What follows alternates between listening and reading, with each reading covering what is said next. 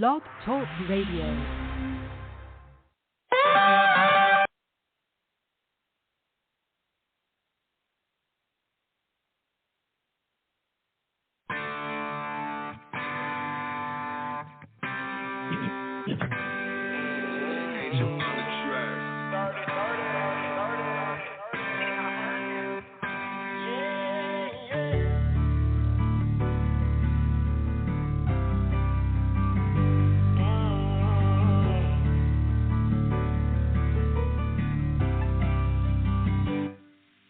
When I'm running in the night and I can't see the light and I don't know where to go, I just get my feet guided and he shows me where to walk to get out of these crossroads. And when the devil talks back and tries to attack, I just grab him by his head and I change on my sword. That's the word of the Lord, and I see those letters in red, those letters in red. Daddy taught me to never back down. Mama taught me to say my.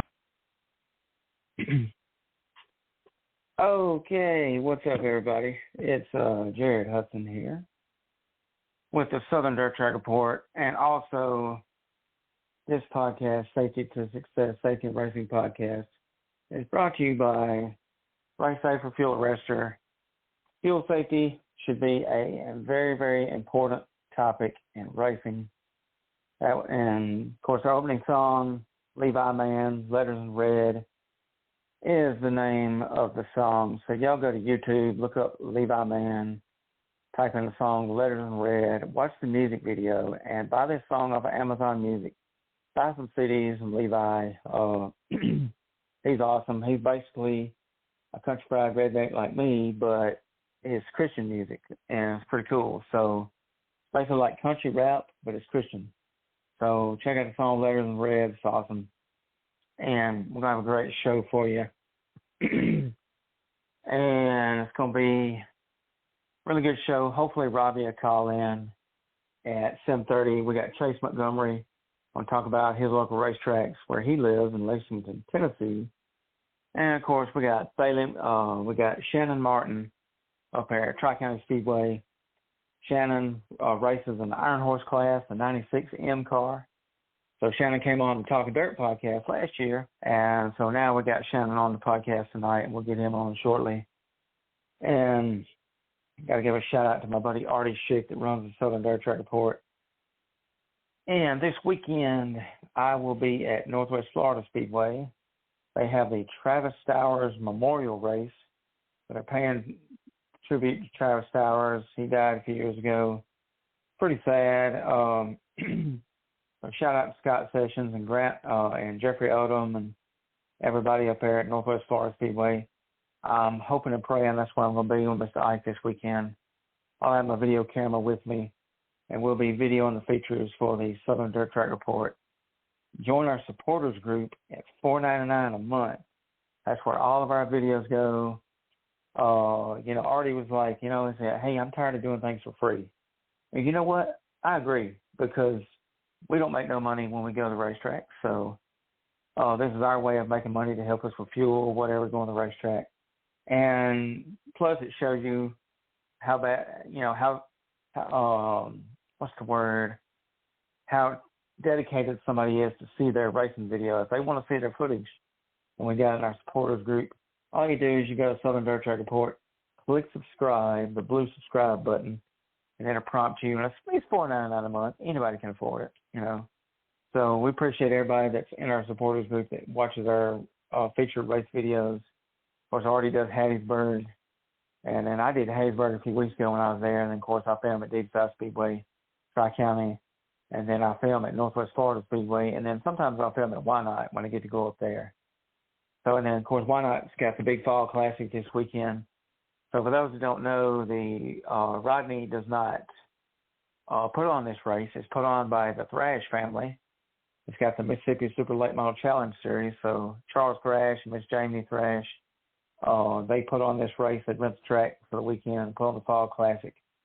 And super late models, if you like super late models, you will love this race. I think it's like $15,000 to win, or what it was last year.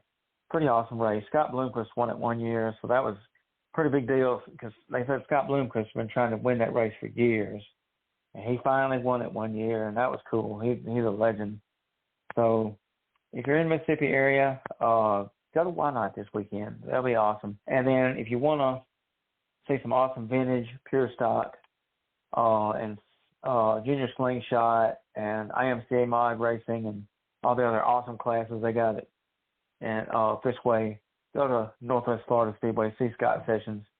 I'm hoping and praying I'm there. I get to film the races, but this is a big, big race for Northwest Florida Speedway. So y'all go down there. And got to give a shout out to Jason McMillan with the 110 Nation Sports for doing this podcast for me. Thank you so much for giving me a platform. Be sure and go like the 110 Nation Sports on Facebook. Go like our Facebook. And then thank you, Chris Creighton, with Race Chat Live and the House of Hook, Wynot Motorsports Park. Thank you, Chris Creighton, for what you do. And got to give a shout out to Robbie Johns, who my awesome friend who invented the Race Safer Fuel Arrestor.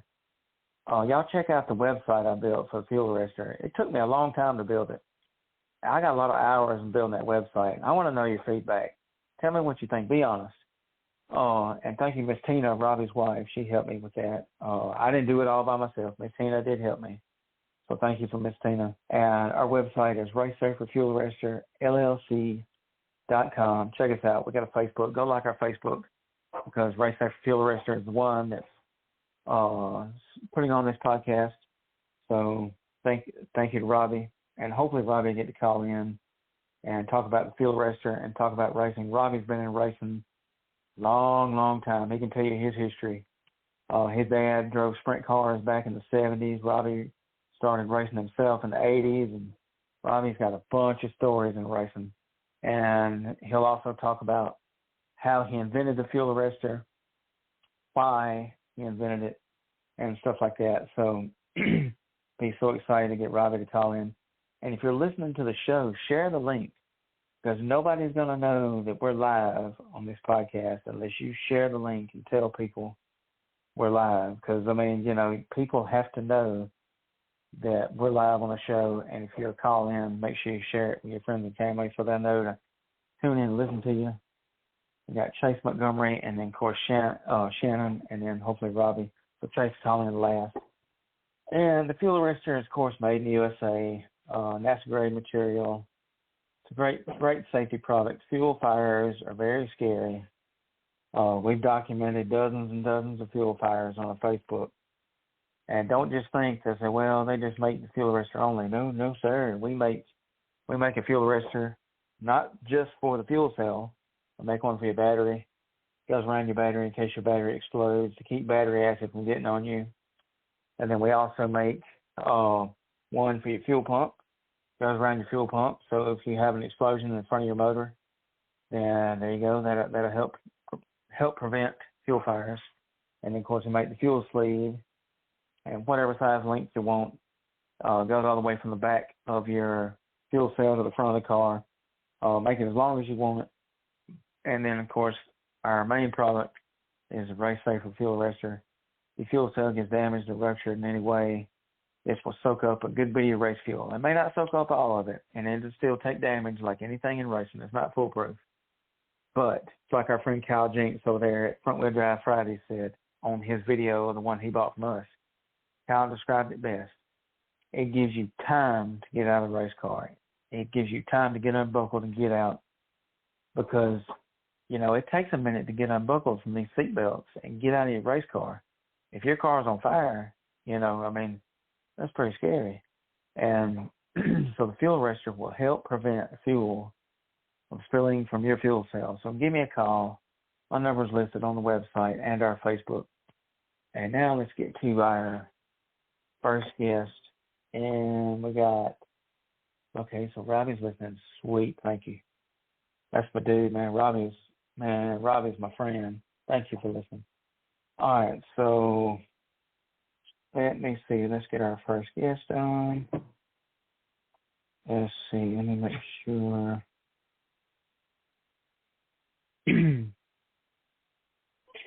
All right. So is this Shannon? Yeah, you got me. What's going on, brother? How you doing? I'm all right. Doing pretty good. How about yourself?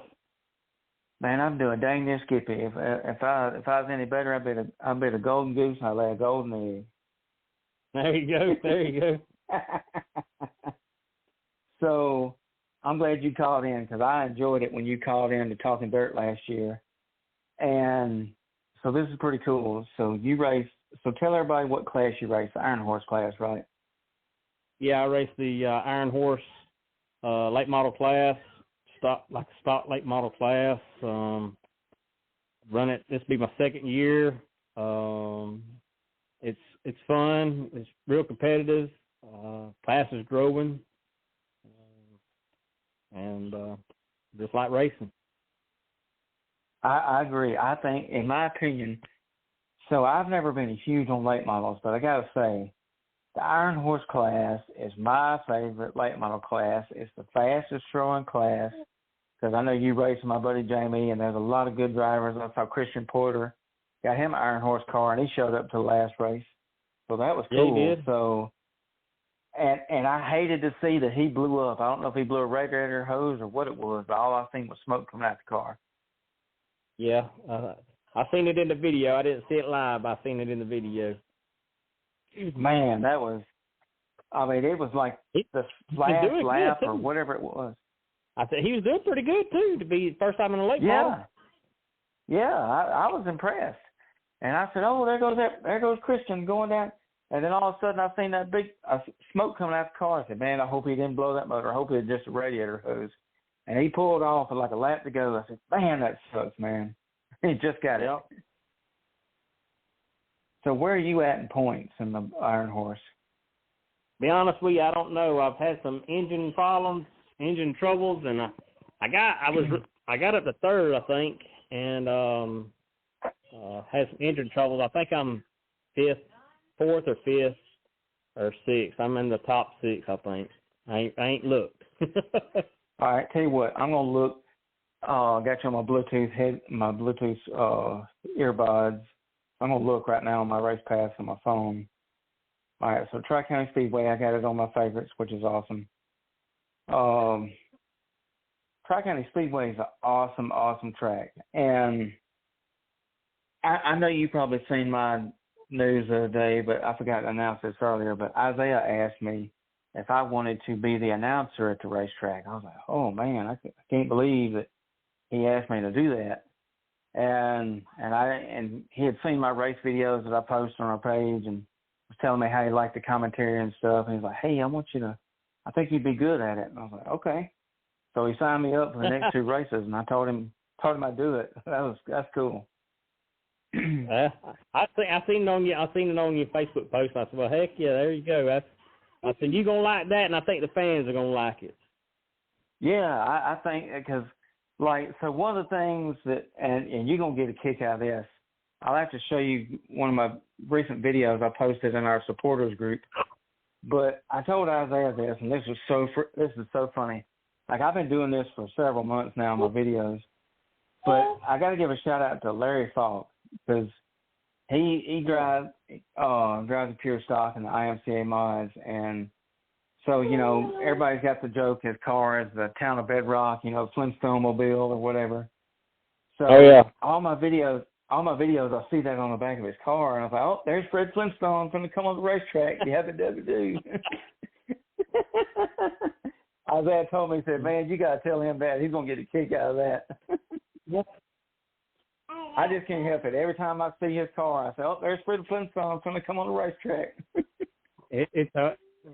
It's a weird-looking thing. It does remind you of a Flintstone car, how tall that roof is. It does. And you know what? I think it would be freaking hilarious if he showed up to the Halloween race on the 21st and a car that looked exactly like the same car, but painted up to look like the one Fred Flintstone drove, and then he wore a Halloween race suit as Fred Flintstone. Yeah. I would laugh. That'd be cool. That would be cool. Get him a rack with the Flintstone cars on the side and dress as Fred. That'd be cool. Oh, that'd be awesome. And I guess his girlfriend would be Velma, I guess. Wilma. I think Wilma. Wilma, that's it. Wilma. Wilma. I knew it was one of them. Oh, okay. All right. So I'm looking at the points now. So D.J. Hawkins is just destroying everybody. He's doing pretty good. He's 544. Yeah. Cade Cartwright, which is awesome. Young Cade Cartwright's doing awesome. He's 472, second place. John Shavers, 395. Oh, shoot, you're not far out of third. You're 393 points, so you can pass John Shavers for the next race. Oh, hey, might try it. Might do it. I'm serious, man. I'd like to see you do it because you got your. So what? Yeah, you're 3 points away from taking third place from John Shavers. So that's cool. You could have a strong finish. Yeah, it's a competitive class. I'm telling you. I think last year I finished second or third in points too, and it's a good class. It's good. I'm getting older and I can't handle that momentum like the 602s and the 604s has got. So getting in that class, it took the strain off of me, and I can actually I enjoy it and have fun. I'm back having fun. That's the main thing, is having fun. That's awesome. That's the way to be. So are you like Jamie and have to use WD-40 to get inside your race car? I ain't got that far yet. But I ain't thought about that though. That's a good idea. That might help me a little bit better. Look, I got to poke fun at Jamie because it seems like it's because he lives like 5 minutes down the road from me or so, and it seems like that was one of the conversations recently about getting in and out of the race car because he's got two late models he drives. One of them's his, another one he drives for another guy. It seems like that was mentioned recently or something about WD-40 or PB Blaster to get in and out of the race car. I said, well, it might work. It would definitely help to get out, I think. It ain't too bad getting in. It's hard getting out. Oh, I imagine after riding 15, 20 laps and then trying to get out, it's got to be slicker than owl crap to try to get out of there. Well, it's just your adrenaline is pumping while you're racing. Then when you quit racing, the adrenaline's gone. It's like your body just like, and then when you try to get out of that car, it's like, oh my gosh, that seat, them full containment seats is wrapped around you real tight, and then you had them belts on you real tight, and it's just like a release, and then your body just ain't got it in you to pull yourself out sometimes. Yeah, it just kind of suctions you. It's just like you're just.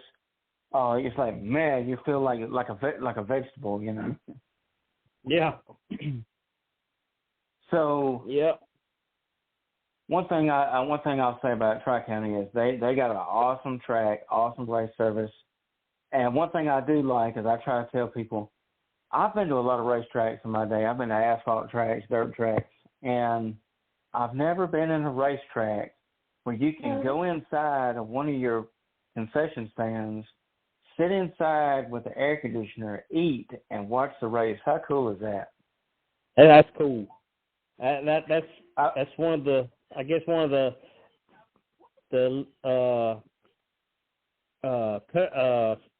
spectator draws we have is you could go inside and get you something real good to eat. I believe we got some of the best food of any racetrack around. And then you can sit inside the air conditioner, watch the races, get done, and you can stay inside and watch, or you can go back out and watch. I mean, it's got plenty of room for a lot of people.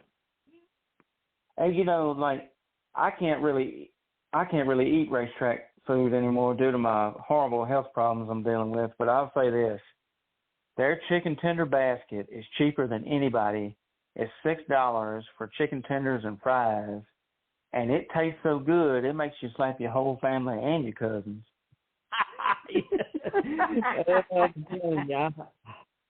I'll be honest with you. I think 2 races ago, was my very first time having the butt fries. And let me tell you something. I'm mad at myself for not trying them sooner. Them things, those are, man, that hurts somebody. Look, let me ask you this. Do you have a lot of cousins in your family? I do have a lot of cousins. Oh, well, you're going to be slapping a bunch of them next race, then you eat them butt fingers. They might get angry with me. Hey, look, it's one of those moments where you start laughing, and then you realize, uh-oh, I messed up after a minute. That's right. And one of the things I've noticed about you is when I come to the racetrack, I got there super early last time. And for people that don't know, you run the water truck. So we'll see you run around in a water truck, watering the track, and then you'll jump off and jump in the late model and go racing. Yeah. Yeah, it's I start on it. I start working on it at 8 in the morning, and then I don't stop till it's time to go racing. And I have a lot of to me it's like pride in the track. You know, it's part of my family, and I water that thing the best I think I could do, so the racers can have a good track to race on. And sometimes you put too much, sometimes you don't put enough. It's you don't know about that clay. Some days it'll take it good, and some days it won't take the water at all. And then, you know, it's a guessing game, but it's something I try to work hard at to make sure that the racers have got a good surface to race on. So we can have that 3-wide racing for, 8, 9 laps, 10 laps, this pure stock race that one day. Yeah. Let me tell you. That was the best pure stock race. This is no lie. I got it on video, and you can hear me because I get animated on my videos. I get excited. I like that. And, you know, I get as excited as a fat kid at a buffet line on Valentine's Day. And because you can imagine, Valentine's Day is the busiest day of the year for restaurants. So imagine this fat kid pushing people out the way saying, my food, my food.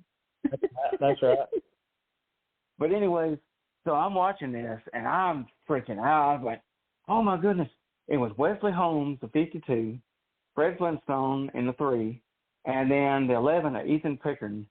And Fred Flintstone would take the lead 1 minute, and then Wesley Holmes had the lead for about a lap or two, and then Ethan had the lead the most. He was on the high side. That's the best I've seen that track. I mean, it was 3 wide for at least 5 or 6 laps. And I ain't gonna lie, I was pulling for Ethan because I always do my little picks on my videos of who I think's gonna win. I was like, you know what? I think Ethan's gonna win it. And sure enough, he was going around there, and then about lap 6 or 7, he smacked the wall and turned 2. Yeah. And then I had him on the show last week. What now? Yeah, he got a little high, hit the wall. Yeah, got a little high and hit the wall. And I'm telling you, if he hadn't hit that wall, I bet you he'd have hung on and won that race. Because I ain't never seen 2 drivers that could run Larry Falk like that. I mean, Wesley Holmes did amazing too. Shout out to him. But that was a darn good race, and I enjoyed it. And so y'all got a mighty fine racetrack. I like all the changes you made to the surface and stuff. Give a little banking to it. And I always tell people you got to watch out for the mosquitoes. They're as big as hummingbirds when you go over there. Yeah, the mosquitoes, they get bad I told sometimes. Miss Marilyn. I was joking Miss Marilyn about that because I had a post on Facebook, and I said, man, these mosquitoes over here as big as a hummingbird. I believe if you just slap them, they'll slap you right back. Some of them will. I'm telling you. And that's the reason why they call it this. The swamp. Yeah, exactly. That's why they. And you know, she was telling me. She said, well, Chuck made sure and sprayed around the stands. And the more I think about it, I bet them mosquitoes just laughed at that mosquito spray. They tough. I had to work on my race car the other night. I done washed it, and my power steering belt had broke. So I was going to change it, and my race car stays at the racetrack. And it was like 59 degrees, and they was up under my race car. I guess it was warm under there. And I was having to fight them things off because I let somebody borrow my bug spray, so I didn't have bug spray. I swear to you, it was like you just said, it was like slapping me back. It was like a boxing match. I was like, man, I'd have to get up and take a break for a minute because it's like they was beating me up under there. If you'd have stayed under there another minute or two, I believe they'd have picked you up and towed you off in that swamp, and we wouldn't have seen you again. Yep, they probably would have. There was a bunch of them, and I had I was still in my work clothes, had my hoodie on, and they were still up trying to get at me. Jeez. I told Miss Marilyn, I said, "Look, I'm gonna take a bomb and just drop it off right outside of turn 2 and see what it does."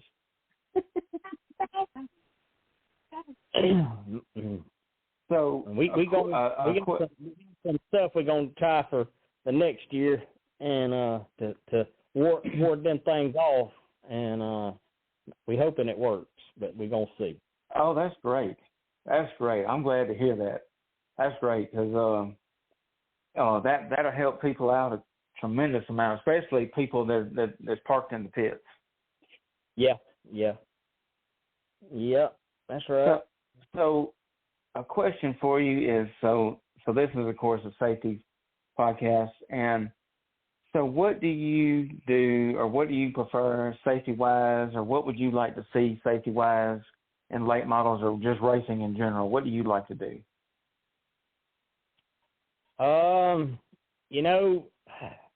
We got so many. I mean, it's been around for a long time. The different types of fuel, and like the slingshots, they run that alcohol. So if they catch on fire, more or less, you're probably not going to see them on fire.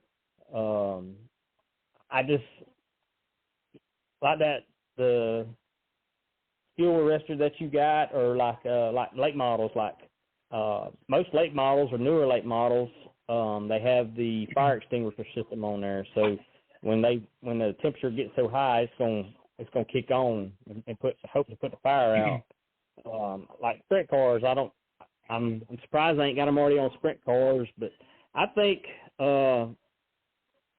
fires are the worst part of cars catching on fire. Like I said, like the fuel arrestor that you promote, it's a big deal. So when cars catch on fire, you got to get there quick, get it out, or it could be bad for the driver, and bad for other people too, because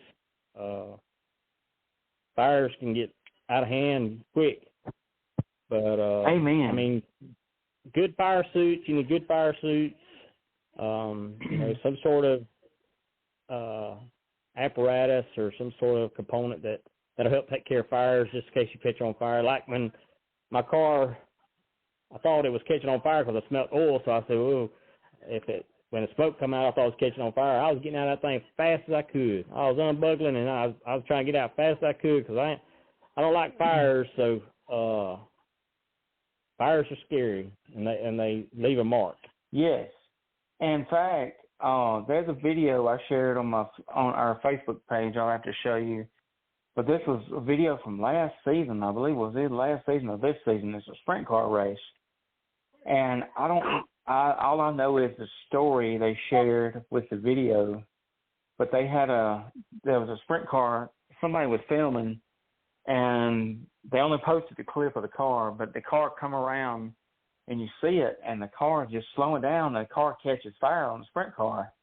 And I'm talking about a big ball of fire, and all you see is the driver trying to get unbuckled because them straps take a minute. And he finally gets unbuckled, and he's on fire. And he's dancing out there on the racetrack. Dancing around, yeah. Yeah. And they can't see it. What's going on? Yeah, you can't really see it. It's the invisible assassin, as I call it. And another sprint car driver just stops. He jumps out of his car because the safety crew's not there yet. And the other sprint car driver is stomping on him. He's trying to slap him to get the fire out. And finally, the safety crews got up there, and that scared my mule. And I'm thankful that Robbie invented something like the fuel arrestor because it makes it for multiple applications like that. And fuel fire is like, and you can ask, and I know you know my buddy Chris Hartman. He got several years ago at Flomaton, he got burned from fuel fires from working underneath his pure stock one night when he was racing. He was under there working on it, and fuel got on him, and you can't see it, and he got burned, and he had to deal with that pain for weeks on that. Yep.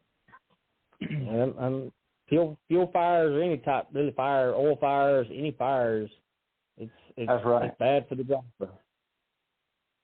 Fuel's the worst, I think. Yes, I think so, because you can't. It's just the silent, deadly assassin, and too many times that's happened where somebody gets burnt. Like, for instance, they had one at Talladega Super Speedway a few months ago. This was the ARCA Series race. I don't remember the driver's name. He's pretty famous, but he smacked the wall, and he hit it so hard it just exploded, and he got sent to the hospital in Talladega and got third-degree burns on him. And Derek Lancaster, that's who it was. Derek Lancaster smacked the wall so hard, and he got third-degree burns from that fuel.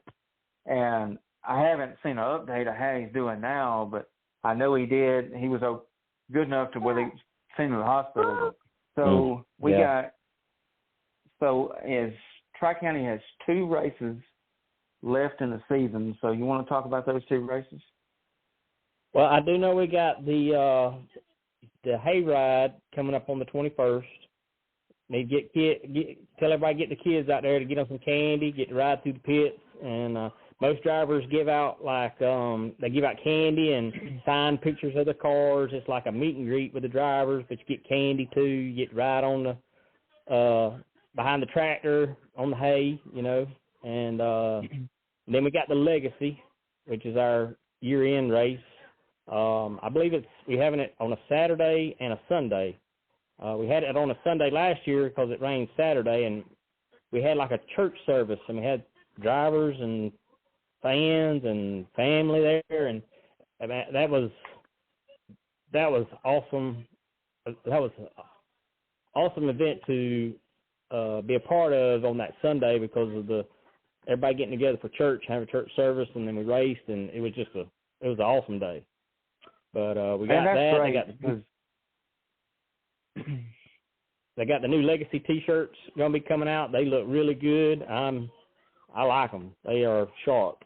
And Freddie McCall is going to be the new addition to the shirt. I think he should be there Saturday night, and they're going to probably do a little interview with him. And but it's I think it's 2 nights of racing, Saturday and Sunday, and so get everybody to come out and see one heck of a show. That's great, and I like what you said about the Sunday service, because I think I missed that one.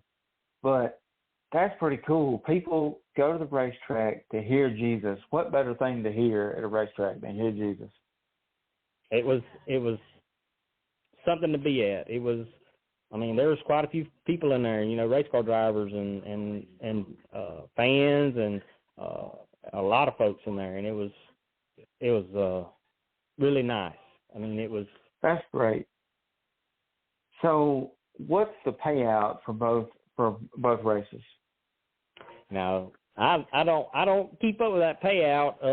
I don't know much about the money part. I know every class is big money. I think Todd Niehiser from Panama City, I believe his towing company sponsored some money to the modified race, and it's $1,000 to win for the Legacy for modifieds. $1,000 to win. Wow. And that's discount towing in Panama City. So if somebody needs any tow work done, hit Todd up. That's right. Hit him up. He's a racer himself, and I'm thinking he's going to be there to try to collect too. Oh, okay. Well, that's cool to see him race the IMCA. I think he won it a few weeks ago. He won the races, modified races we had here a few weeks ago. I don't remember which one, but I think he did. Yeah. Yeah.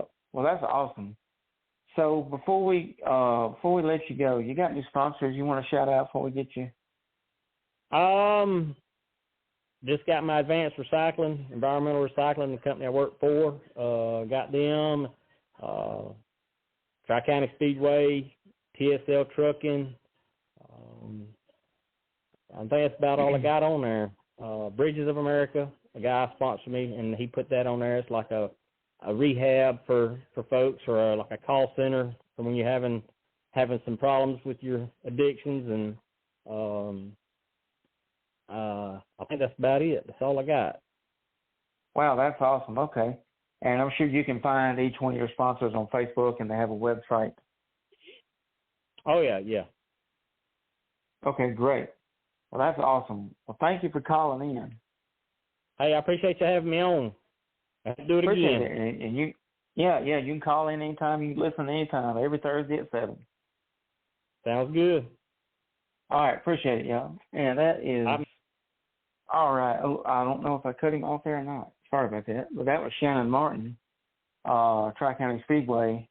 That's great, man. Shannon's a good dude. I enjoy talking with him, seeing him at the racetrack. So next on my callers list, and Shannon can listen to the rest of the show if he wants to. I got 2 more guests. Next we have Robbie Johns, my friend Robbie. So let's see. Let's give a crowd cheers to Shannon, and then we got Robbie. How you doing, Robbie? Man, I'm doing all right, Jared. How you tonight? Man, I'm doing dang near Skippy. God's great. That's good. Yes, he is. I'm proud of you on the announcing position you got there. That's pretty special, man. I know you'll do a good job for them. Thank you. I appreciate that. And that means a lot hearing that from you, and I'm super glad you called in. It means a lot that you called in because this is a cool deal. And, of course, it's sponsored by the Race Safe and Fuel Restroom. So I'm super glad because tell everybody your racing history. Man, I don't know if we got enough time.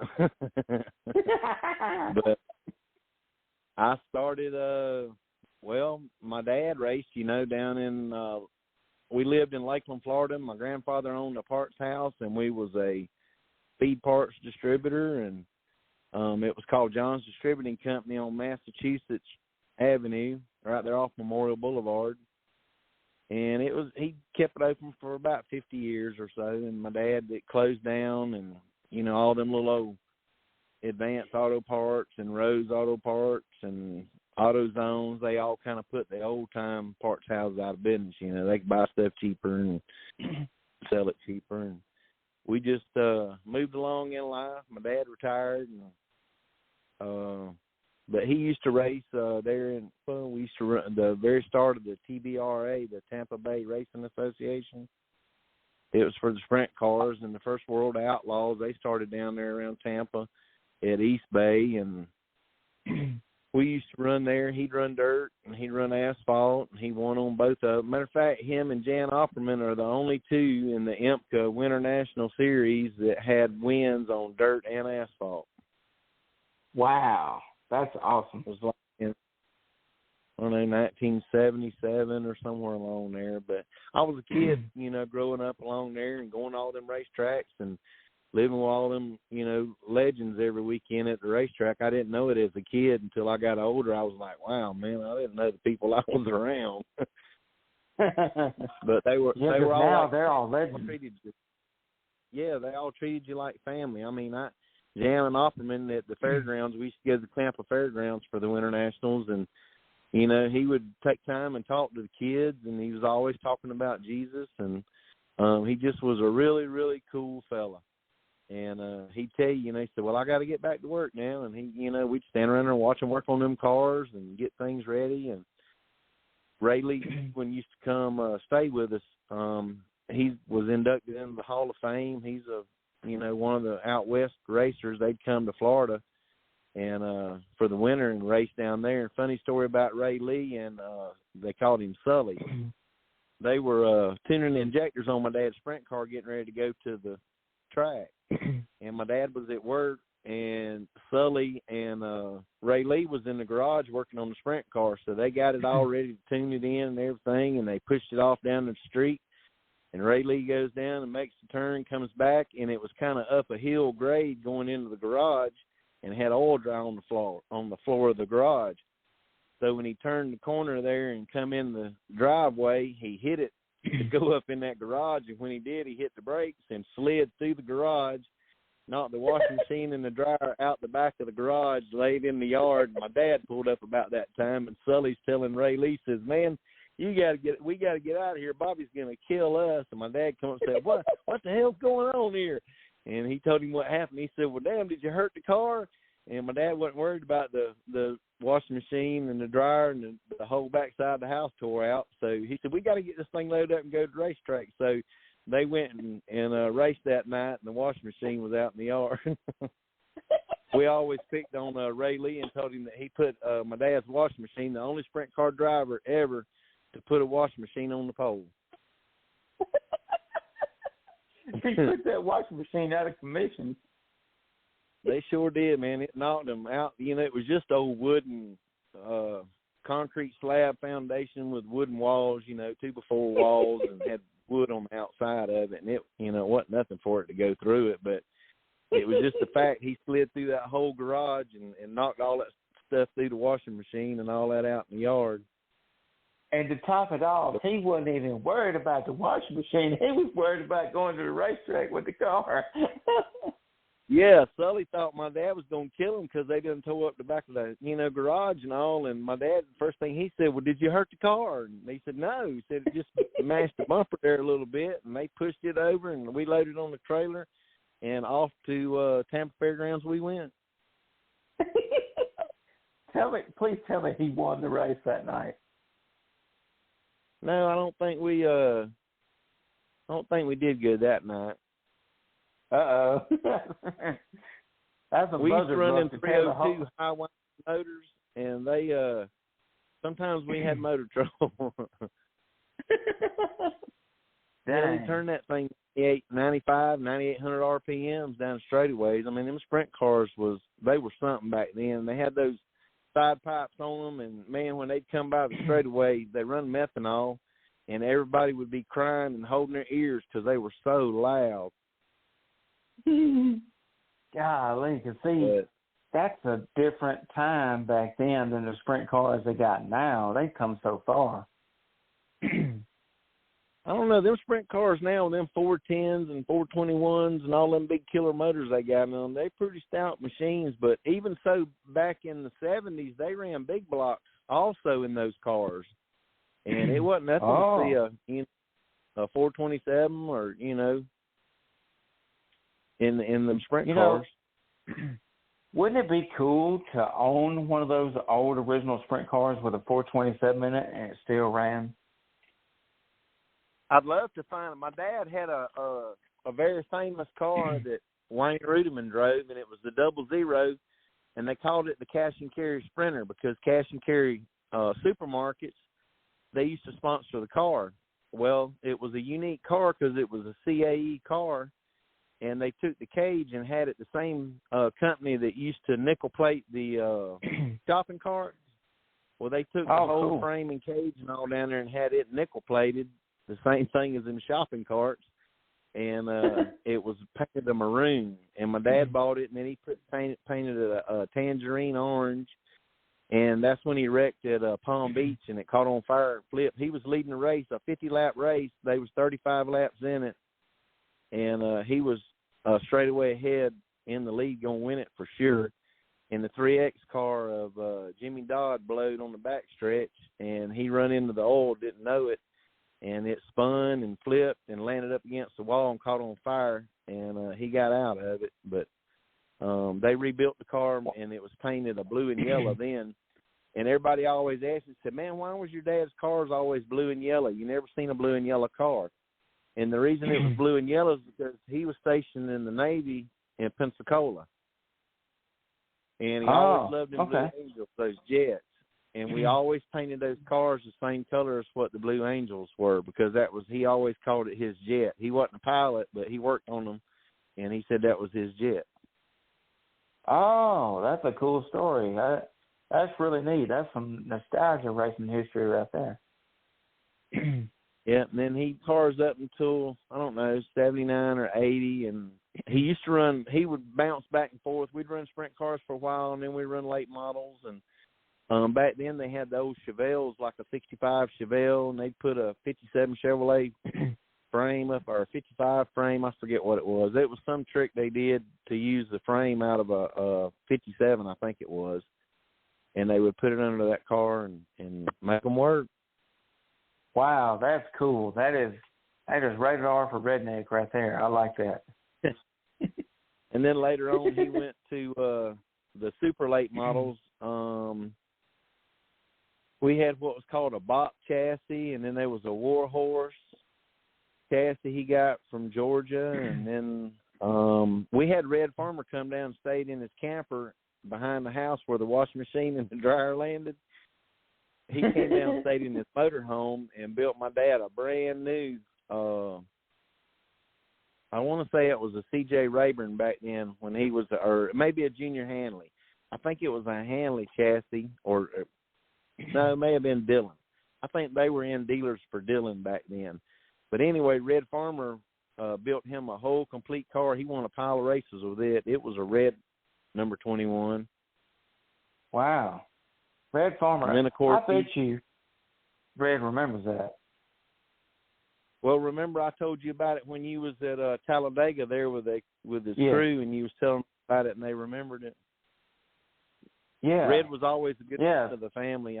Anytime I was at Daytona or whatever, I'd always see Red, and he was always glad to see me, as well as I was. That is cool. Because Red Farmer, I didn't get to meet him up there. I wanted to so bad, but they said he was in the stand, either in the stands or in the tower that day. But Red still races a late model at 91, 92 years old. Let me tell you what, that old fella right there is tougher than any lighter knot that you ever pulled out of the ground in the woods. They don't make them like Red Farmer. Yes, sir. No, they sure don't. Like... So you got started racing in the 80s, didn't you? Yeah, 1987. I got married, had a kid, and built a dirt car. I took one of Chubby Havard's old Novas, and we threw it together, and I finished second in my first race, and I won my second race in novice. Wow. Flomaton Speedway. That's awesome. Yeah. See, the Bull Ring, everybody knows Flomaton Speedway. That is one of the favorites that everybody loves, but sadly it's shut down. Was the thing everybody always said, if you could go and win at Flomaton, you could go just about any racetrack in the world and win. And that's the honest to God truth. If you could figure out how to get around Flomaton fast and win, you could figure out any track in the world, because it was high banked, it was fast, you constantly was, you was either on the gas or the brake, or you was moving the steering wheel. There wasn't no lag time in it. So you had to stay on the ball. And then one night up there, I got so mad they hit me and spun me out in a heat race. I started in 8th. They dropped the green flag, and we had 2 laps to go. On the last lap, when everybody went into turn 1 and 2, they all got down to the bottom, trying to hug the bottom to protect it. Well, I stayed in it wide open, went around the outside of everybody, and I passed Scooter Grice going in turn 3, and turned in front of him and come down the track and won the race. And even the flagman, old Dale Chavers, turned around shaking his head like, where in the world did I come from? And I won that race from 8th to 1st in a half a lap. Wow, that's awesome. So how many wins did you get at Flomaton? I don't know how many I had at Flomaton, but at one time it was like 180 wins. I had won all over. I mean, I've raced in Georgia and Alabama, Florida, North Carolina. I went all over the place, and I just didn't race one track. Once I left here, I left the dirt and moved to Jupiter, Florida, and I started building a late model for asphalt down there. And then from there, I raced the Florida Pro Series, a couple races, and then I went up to North Carolina, and I raced with them up there, Kenley, and over at East Carolina Speedway, and at Wayne County. It's dirt now, but it used to be asphalt. Wow. That was a tricky track, too. I bet it was. Was it a big track? No, it was a little small track, and banking on it was just kind of funny. You just had to learn how to get around it. Wow, that's awesome. So you said out of all your wins, you have like 170-something wins? No, it was over 180 wins I had. Oh, that's awesome. So you raced everything. Go ahead. Everything what now? Well, you back said everything everybody was talking. Yeah, they give away the trophies and sign them and all. And heck, I was doing that in the 90s, all around. I give a lot of them trophies away because after a while, they just become dust collectors. You know what I mean? The best time you have with a trophy is the night that you won it and at the Waffle House. After that, that trophy becomes nothing. Look, the Waffle House is a redneck's friend. When you leave the racetrack, you have to go to the Waffle House. That's just the redneck way. You either hungover, tired, and go out from the races or whatever. The Waffle House is the hangout. Because, I can't remember who it was. It may have been Kyle Larson. No, it wasn't Kyle Larson. Ricky Stenhouse may have been recently. It was one of them had won. It was one of the NASCAR drivers had won at a dirt track. And they were so proud of that trophy that they took it in the Waffle House with them and were showing it off. The two most memorable trophies that you'll ever have is the first trophy that you ever win and the last one that you ever win. That's a good way to look at it. So tell everybody. So you raced everything from sprint cars to asphalt super late models to street stocks. You can do it backwards blindfolded and still win the race. So tell everybody how you started the Race Safely Fuel Racer and why you started it. I was living in Jacksonville, North Carolina, and I was going over on the during the week. I would drive over and spend the week with Tom Fox. I'd work there at Laughlin's, and we moved around all over the place, different shops all over, rebuilding, repairing those Cup cars. And I got in a little gig where I was going down there and working on the side, helping in the crew and the pits and whatever. Well, I was with Rick Crawford that weekend, and we were in his pits, and they had just had a pit stop, and this was the very first Craftsman truck race in 1990. In 2000, sorry. And they took off there, dropped the green flag, they had a caution, everybody come pitted, they all filled up with fuel, went back out, and they throwed the green. I forget about how far in the race it was, but anyway, throwed the green flag, trucks went around, they made a couple of laps, and then next thing you know, we heard on the turn and coming out of the trial over there, right by the flag stand, Jeff Bodine got sideways and went up in the wall, and the truck just exploded. Pieces went everywhere. The fuel cell come out of it, caught on fire. It was a big old blaze across the fence there. It burnt 12 people in the tell you that, but there was 12 people got burned on the front row of the stands from that fuel. And then the fuel cell goes tumbling and turning and flipping and just rolling, and it ended at the end of pit road. And it was still on fire, smoking and smoldering, and Jeff's truck was tore all to pieces. We just knew he was dead. And there was no way nobody could survive that wreck. You go look at them pictures on the internet. It was a really, really bad crash, but everything in the truck done its job. Wow. But on the way back home to North Carolina, I was like, man, that was bad with that fuel, No matter what, you get in a wreck, the top comes off of it. It's all in the car. It's all in the stands. It's a danger for everybody around that car. And I got to thinking that there had to be some way to be able to encase the fuel container so that no matter what happened, it would at least absorb or try to absorb or deflect the fuel from going to the driver or somebody in the stands. And what I came up with was a ballistic nylon outer shell with an absorbent liner on the inside. It don't hold all the fuel, but it'll hold most of the fuel in that tank.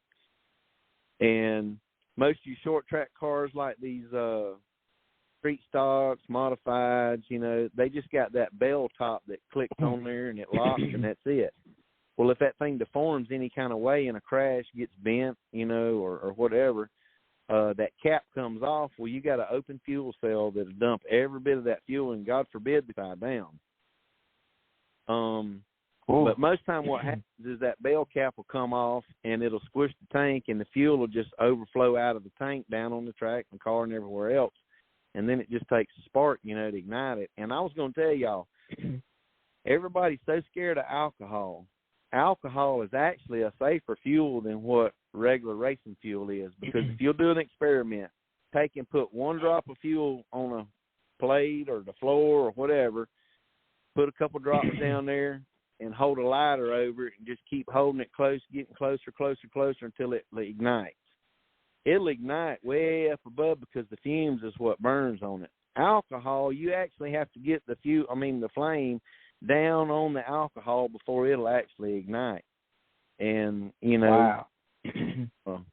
I forget his name. What's the guy with the sprint car and stuff? Wayne. He did a demonstration in a cup. He poured some in a cup, alcohol and fuel, and showed the effects of it, how bad explosive. And fuel is really explosive. I designed this fuel container behind, if you take a glass bottle and fill it with fuel, if you throw it against a brick wall, it's going to bust. And when it busts, it's going to spread all over down that wall. If it caught fire, you'd have a massive, lake there of fire burning. But if you put that glass bottle in, say, like a big wool sock, thick sock, and throw it against the wall till it busts, and it soaks up in that sock, it's in a much smaller area, easier to contain, and you got time to get out of the car. I had a meeting with NASCAR with this thing, and I don't know, it was a couple weeks later, back when Earnhardt Jr. Backed the SCCA car in those tire barriers, and it caught on fire and burned his legs. What happened, it knocked the neck off the top of the fuel tank and squeezed it, and the fuel run down the rocket panels of that Corvette down in the tub and caught on fire, and that's what burnt the bottom of his leg. If he'd had one of my containers in it, it would happen because it would have contained it, kept it from running, down those rails and stuff. And I don't know, there's a lot of fires I see where, when they squeeze that, break the top off and squeeze that tank, that fuel goes everywhere, and there's just no telling where it'll go. If you're knocked out in the car and it soaks you down with fuel, it's a bad situation. And a fuel fire is one of the worst injuries you could probably get in racing because, a broke leg and all that heal up in a few weeks, but a burn, man, it takes you a year or so to heal up from a bad third-degree burn, and it's very, very painful. I mean, it's just, to me, I don't know why, it makes sense to me to have the fuel contained. We wear a fire suit to prevent you from catching on fire. You wear a helmet, keep banging your head. You wear gloves to keep burning your hands off. You wear shoes to keep from injuring your feet. Why won't we contain the fuel before it ever gets a chance to get to us to have to use all those products? You know what I mean? Exactly. That's and another cool thing, tell everybody the story about Jimmy Spencer, Mr. Excitement, using one. Oh, yeah, we went, which, of course, I live in Baker, and it's not that far to Panama City, and that's where James Finch, back when they had the yellow freight #1 Bush car. Oh, yeah. They had it based out of Panama City, and me and Johnny Allen's really good friends. I met him through, NASCAR and working the pits and racing and everything, and I asked Johnny to put one of my containers in his car at Woody, and he said, yeah. He said, but you'll have to come down and install it. So I went down there and installed it. They went to Bristol, won the race, and everything was great. It held up under competition. It didn't cause no problems. There was no extra weight to it. Everything went fine and fantastic other than one thing. NASCAR said it wasn't an approved device for them to race, to have in the race car, so they banned them from using them. And we didn't get to put them in any more cars. But I also had Red Farmer put one in Jason Jarrett's ARCA car, I don't know, back around 07 maybe, 05, somewhere along there. And they did a big deal on NBC with it, NBC Sports. And it told about the container and all, but they made a mistake at the end of it. They never mentioned my name. They just mentioned Safety Clean. Well, I was working with Safety Clean, there at the racetracks behind the scenes. So, wow. I wish they would have mentioned your name because I tell people all the time, I don't care who it is, when I tell people about the fuel restaurant, I show them the flyer, give them the demonstration, show them my videos, whatever. I always got to make sure and tell them that you're the one that invented it because you're the genius behind it. Without you, there would be no Race Safe and Fuel Arrestor, So I think you deserve all the credit for inventing that because not just anybody can invent something cool like that. Well, Jared, I appreciate that, brother, and that's all and well. But the only thing I would like to see out of all of it, I don't care about being recognized or being some great this or that, whatever. The only thing I would like to see is these drivers that's injured that you see all over the United States in these short track cars and these local racetracks. I would like to see them run one of these and keep them from being injured in those burns that they do get. Take, for instance, the one, what's his name? I can't remember right now. But anyway, the one at Pensacola, the fuel cell come out of the one late model. Okay, Five Flags Speedway. It bounced up, went between the tire and the windshield, and it squeezed all the fuel down the dash in there on top of him and give him third-degree burns before he got the car stopped. And it wasn't Joe Gibbs' grandson, was it? No, it was the Bonnets. Oh, that's Neil right. Bonnets. Yeah, that's right. And that was just, 3 years ago? Yeah. Yeah, so that was at Five Flags Speedway. It seems like, I remember hearing about that story.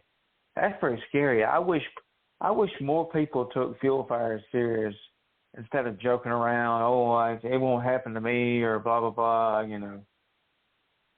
Well, I went to Charlotte Motor Speedway and had a meeting with Humpy Wheeler, and I was just overwhelmed being up there in his office on top of Charlotte Motor Speedway. But I spent probably a good hour and a half, 45 minutes in there talking with him and showing him this device. And I showed him what it was, opened it up. I sat back and got quiet and let him talk. He sat there for about 15 minutes looking at it, and he finally said, Robbie, I have to tell you, that's one of the slickest things I've ever saw. He said, I was in part of inventing the original fuel cell. After Fireball Roberts got killed, him and the Firestone Rubber Company is the one that actually invented and made the very first rubber bladder with steel can on the outside of it. And he said the thing he liked about my deal was it was something that was different, and it was an added solution to what they had came up with, and that he thought it was a very good product.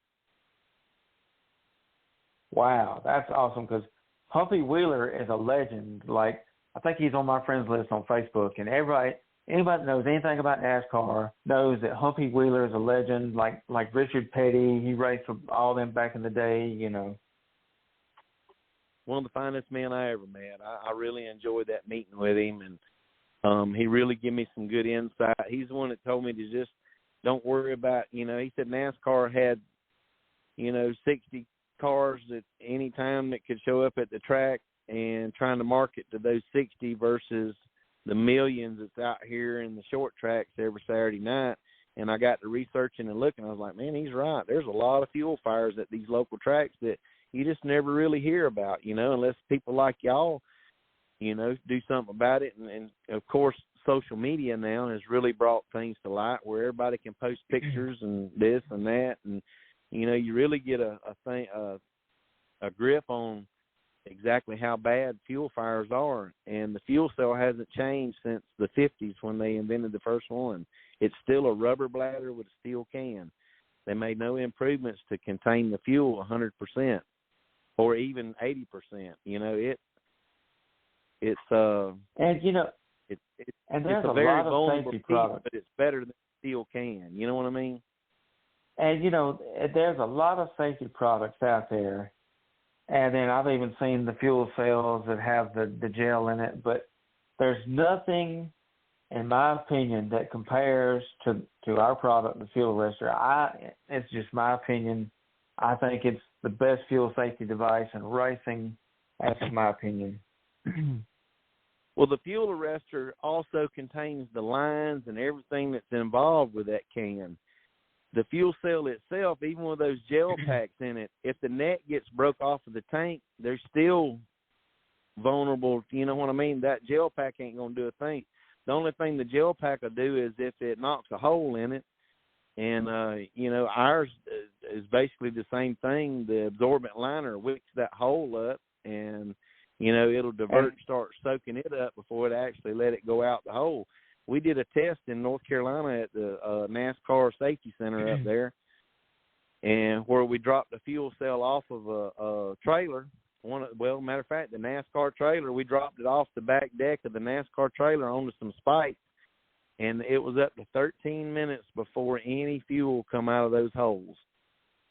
Wow. Now, fuel of racing suit is designed for up, and then it starts to deteriorate. And even a 5A suit, those little cheap Pro Band $99 suits, I mean, they are only good for up to 1 or 2 seconds. But can you imagine in a fuel fire? I mean, in a wreck with a fuel leak. You know, you had 13 minutes before any fuel would come out of this hole. Ain't that something? And see, people don't want to skip on safety. If you want to buy cheap, then you spend $99. But if you want to buy something quality, you're gonna pay for what you get. That's like with the fuel arrestor. People got to understand, you don't want no cheap dollar store quality in racing, because you want to save your life. You want good quality stuff. Well, Jared, you could probably go down there and buy some inferior material. When I built, like anything I do, I'm in a construction and welding business. Everything I do is to perfection. I don't build anything, half jacked. And when I started out this venture of building this thing, I expected to market it to NASCAR and just anything that's got a fuel cell in it, or even a boat needs one of these fuel arresters on it. And when I started out that venture to make it, I wanted to make a product that was the very best material that you could buy. And that material just so happened to come from the firefighting industry and NASA. And it's the best material, cut resistant, tear resistant, puncture resistant material you can get on the market. There's nothing better in the world you can buy than this material that we use. I agree. It's NASA grade material. I mean, if they use it and firefighters use it, well then trust us to use it. You know what I'm saying? Well, we use it with fire retardant thread. I mean, it's a very well thought piece. It's not some junk that you're going to buy. That's, it's not like a dollar store item. It ain't going to break 2 weeks after you got it. That's right. And I love it. I think it's a great idea. And it's designed to last. And I tell people it's made in the USA. You're not going. I mean, if you want cheap, then you buy cheap. But it's not going to protect you in racing. That's like seatbelts, helmets. People spend all this amount of money, like you'll hear it all the time. I bought a Zamp neck brace. I bought this. I bought that. And they talk about the brand names. Well, maybe one day Race A Fuel Arrestor will be in that list of categories. But people need to look at it and say, hey, this is quality just like that. If you're willing to spend quality, say $400 for a Zamp neck brace. So our fuel arrestor starts 16, 22-gallon fuel cell at $399.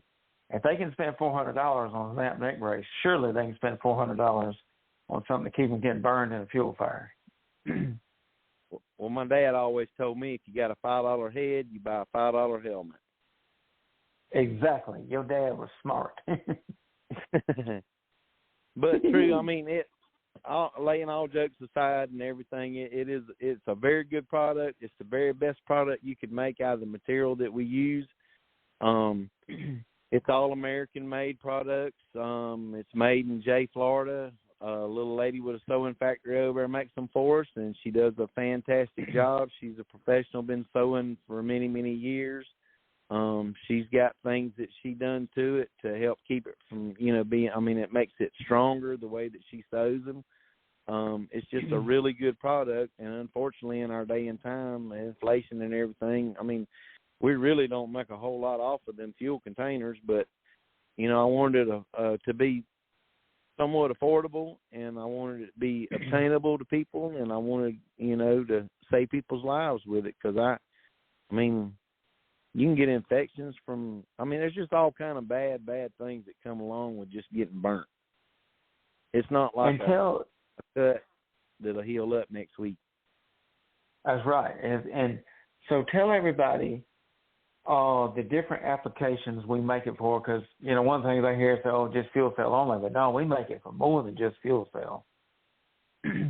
Yeah, like the sprint cars, a lot of problems with the sprint cars is those pumps and the lines, they get, they'll break off for whatever reason, come apart inside the car, and you're sitting there right between your legs. they come off the back of the motors. We sell a sleeving that we make. However many feet you want, we'll make that sleeving up. It's so, much per foot. And we cover the lines. We got a cover that goes around the fuel pump itself. It kind of shield, keep it away from your legs. And we make it for everything. We make a battery cover. We got a fuel pump cover. Just anything that there is that carries fuel in that race car, we just about make it and cover it and make it safe for you to come back racing again. Yeah, and speaking of the battery, I wish I had it on video, but I only caught a little bit of it. And I think I ended up deleting it because I didn't think a whole lot about it. But now that I look back at it, at Deep South Speedway a few months ago, I've mentioned this several times, Kevin Saucier drives the Triple X car, factory stock. And he come up Deep South. That's the first time I've seen him up there race at Deep South. But he come up there for one of the big races they had. May have been the Forever 51, Chandler Shaw Memorial. That may have been when he came up there. But anyways, he was driving, and he had just a regular conventional battery like you buy at the auto parts store. It wasn't a gel-proof battery. And all of a sudden, I seen this huge explosion in his car. And, just made this big boom. And his whole car lit up on fire in the back end. And then, so I was curious about that. I was trying to rush over there and get it on video with my phone. And then I went and tracked him down in the pits and saw where he was parked at. And a real nice fella. And I was talking to him and telling him about the fuel arrestor and asking what happened. And sure enough, the battery exploded in his car. And sometimes whether it's a cheap battery or it could even be a name brand good battery, they not like those 6-proof batteries, and we can make that to fit that battery. But when it exploded in his car, you can ask him, and he'll tell you about it. That was scary looking. Oh, absolutely. I mean, that battery acid goes all over. I mean, there's a lot of bad things with, the fires and knocking the fuel pump off of it, and then it just sits there and siphons and empties the fuel cell, Yeah.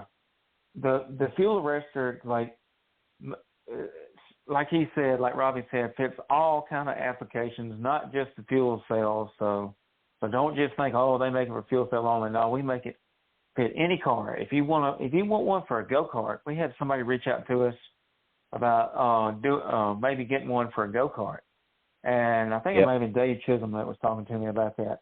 But, even a go-kart, junior slingshot, it doesn't matter, asphalt, anything that's got a fuel cell in it, or even a stock class with a stock fuel tank, we can make one. Doesn't matter what size it is, how oddball, and then of course the fuel lines just let us know what size fuel hose it is. We can get the sleeve to fit that. We can even make them for radio controlled cars and airplanes, keep them from damaging the body when they catch on fire. See, there you go. It's a great safety product, and I think it's cool that Robbie thought to invent that, because up until this point, nobody's thought to invent that. And then, like you said, on the gel fuel cell that I've seen, well, if that goes off, it just leaves a huge mess everywhere you got to clean up. And with this, there's really no mess. Yep. It's one-time use only. And if it saves your life, then shoot, it's worth it. Then you just throw it away and buy you another. Not only that, just Jared, the burns, that's the biggest thing. You ask anybody that's been in a fuel fire how excruciating that pain is, and they'll tell you, just like Joe McCloy that got burnt in that street stock car, and it burned his hand so bad that the bone was sticking out the end of the meat on his fingers. Ooh. I hadn't heard that story. Ooh, that hurts me though. One of my pet peeves is people that race without gloves. That is the stupidest thing you could ever do, is race without gloves, because it ain't the part that you can't feel the steering wheel. That's bull. You get a nice pair of gloves, you can fill toilet paper and wipe your butt with it, But the thing is when that car if it did catch on fire, say you had an oil fire, the oil pan exploded, blowed oil all in there, and it caught on fire. All that roll bar padding and plastic, that stuff is melted now. And you're reaching around in there trying to get your belts undone and trying to get out of that car, And a friend of mine one time in North Carolina, his car caught on fire like that from an oil fire, come through the hole in the floorboard. And when he reached over on the center bar to get up out of the seat, his hand, that plastic stuck in between his fingers. And when they pulled it off, the meat and all that come off, and you could see the bone in his fingers. And if he'd just had gloves on, it would have prevented that. But that's the biggest danger I see racing without gloves is that fire, anything happen. The car is hot already. You're going to get burnt getting out of it. Well, it's like, so I mentioned this to you, and I've mentioned this before on the show. My good buddy Daniel Sullivan, his dad, Tim Sullivan, told me this, and I've had a lot of people that, and I just think it's dumb, I think it's stupid, I think it's ignorant, people not wearing gloves. And they all give the same excuse, well, I can't feel the steering wheel, I can't pull my tires. Well, Tim Sullivan had the perfect example for it. And he's raced for a long time like Robbie has, and he knows, he's raced at Deep South Speedway all over. And Tim told me, he said, look, he said, I don't have no problem wearing gloves and pulling tear offs. You know what I do? He said, I get my tear offs and I bend it just enough at the right angle where I can grab it with my gloves, and I don't have a single problem doing it with gloves on. And I wear gloves. I said, man, that's great. Yeah, there's a lot of dangers in racing people take for granted, and that old adage, oh, it ain't gonna happen to me. And it's nothing to joke about. No. There's nothing guaranteed in racing. That's right.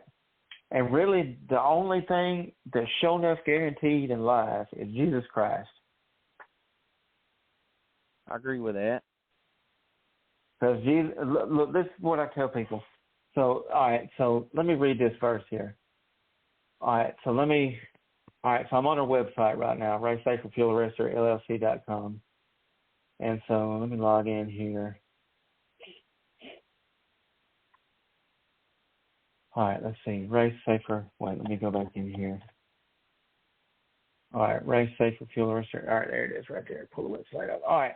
So on the logo that Ron Southern made, shout out Ron Southern, Hattiesburg Speedway announcer and track chaplain, also Racing Towards Jesus Ministries. Thank you, Ron Southern, for making the logo.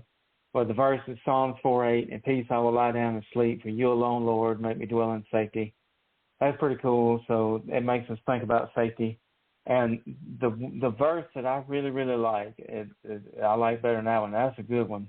But Tina picked this out, which is Robbie's wife. And this is Isaiah 43:2. When you pass through the waters, I will be with you, and through the rivers, they will not overflow you. And when you walk through the fire, you will not be scorched, nor will the flame burn you. And so that's from the New American Standard Bible. So I tell people all the time at the end of the show when I read this that Jesus is our safety net because we put God first. And I feel like the fuel arrestor should be your safety net because we put Jesus as our safety net. Why not let us get you a safety net and the fuel arrestor, and then we can tell you about Jesus too. That's right. So one more quick story I want to ask you, and then I got Chase Montgomery coming on. Okay. So you shared a while back on our Facebook page, and I've shared a video too. Steve Grissom. I remember growing up watching Steve Grissom in NASCAR. I forgot what track of the video, but he was in a violent wreck, and the fuel cell broke out of the car and slung across the racetrack on fire. Can you tell me the story on that? Yeah, I think, was it Charlotte or maybe Daytona? One of them, he got crossed up and come down right in front of the end of pit road, corner of that wall, and, man, it rung his bell. That was a hard hit, and knocked the tank slam out of it. Wow. That's crazy because, Steve Grissom drove the white 23 car. Yeah. You did what? I don't remember if it caught on fire or if it just knocked out spraying that fuel, but it was a dangerous, could have been a dangerous situation. But yeah, he clobbered the end of that, the end of pit road there where the wall comes out. They had all them tires around it. That's crazy. I'd have to go back and find it on our page, but yeah, that's nuts. So before you get off here, I'm going to read this flyer. Of course, we've already talked about what it would do. So the prices are $3.99 for the dirt and asphalt cars that are non-quick fill, 16 to 22 gallons fuel cell. Yep. And then $4.99 for the dirt late model 32-gallon fuel cell. $5.99 for the asphalt late model quick fill. And then call for pricing on the fuel sleeve wrap and one for the fuel pump and battery. And then, of course, call for pricing on any other size fuel cell. We can make them for whatever kind of race car. So. Yeah, and on the sleeving, it just depends. We need to know the diameter of hose you're trying to cover and the length that you need. Then that way I can, quote how much material it takes because, a half-inch line cover is going to be, a lot cheaper than what, say, a 2-inch line cover. So it just really depends on how big the diameter of the hose that we're covering and the length of it that you need. That's awesome. That's great. That's great. Of course, we have an email. You can email us at racesafeandfuelarrestor@outlook.com. Of course, the website is facebook.com/racesafeandfuelarrestor. And that's our Facebook. And then, of course, racesafeandfuelarrestorllc.com is our website. And if you're dead serious about wanting one and you want some more information, you can give me a call at 251-589-4900. You got any questions? Because Robbie knows more about the racing stuff than I do. He is a genius when it comes to, because you heard his story about how long he's been in racing. He can tell you the screw size. That just tells you, how good he is on his racing stuff. So if you got any questions, ask him. He'll be glad to answer you. Well, thank you, Jared. I appreciate that. I don't know everything, but I have been to a few yard sales or two, And one of these days, I'm gonna tell everybody that if you're praying, please pray for Robbie that he gets his back's messed up, needs back surgery. So if y'all would give him a prayer, and maybe one day when you get your back fixed, we can see you back in a race car. You can bet if as soon as I can get some surgery or something, get some relief from these 2 discs that's been gone for 11 years, I ain't too old to hold a wheel. I still know how to drive. That's awesome. And so, and be sure and put Robbie on your prayer list at church because, like he said, his 2 discs have gone out in his back, and I can't imagine the pain you're going through. Like I've got a lot of foot pain dealing with my foot for almost 2 years. So, but it probably nothing compares to how bad your back feels. It's kind of like Chinese torture. It's a pain that you deal with no matter whether you're asleep or awake. You're moving, you're still. It always hurts, and it's been vertebrae on vertebrae for 11 years now. So I done wore it down to where the nerve is. I just have to be real careful what I do, but I still go and we weld, and I build. We just come back from Fort Myers Beach and St. Pete building roll stops for the forklifts at these marinas, and I had my old buddy Tattoo the Great. I don't know if y'all know him, but y'all give him a shout out and check him out. He has got some hilarious stuff he does on construction. Any of you guys that do construction work, everything he does pertains to everything we do, and you'll get a big kick out of him. He's a funny guy, a hell of a welder, one of the best welders probably in the world that I know of. So, yes, Tattoo the Great. Y'all go like his Facebook. Look up Tattoo the Great on Facebook. He's got like 200-something thousand followers. Pretty big deal. And so he shouted us out the other day. He shouted Robbie out in the fuel arrestor and talked about it and told everybody where to go find it. So that's pretty cool. So tell everybody before I get you off here. What now? I said I sure did appreciate him doing that. Yeah, that's a pretty cool deal. So tell everybody before we get y'all, tell everybody about your business, what the name of it is, where if they can contact you about doing some welding or whatever, and then, of course, how you know Tattoo the Great. Well, we can weld and fabricate anything from a building to a picnic table out of steel. we just kind of custom weld and fabricate for people things that they need, whatever it may be. We do weld and repair on big equipment. We main thing we've been doing now is traveling around to these marinas, and we do what's called a roll stop, and it's, you know, a couple pieces of 3/4 inch plate with an angle on it, and it keeps the forklift from running off in the water while they launch the boats. And I've known Tattoo, I don't know, a couple of years, just back and forth on Facebook and joking with him, and I knew that he had started working for himself, so I called him up and see if he wanted to go work with me down there, and he said sure. So we hooked up, went down there, and had a blast. That's the first time I've had a good time on a job in a long time. That's great. That's awesome.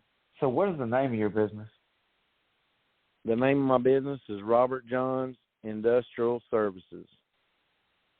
Robert Johns, okay.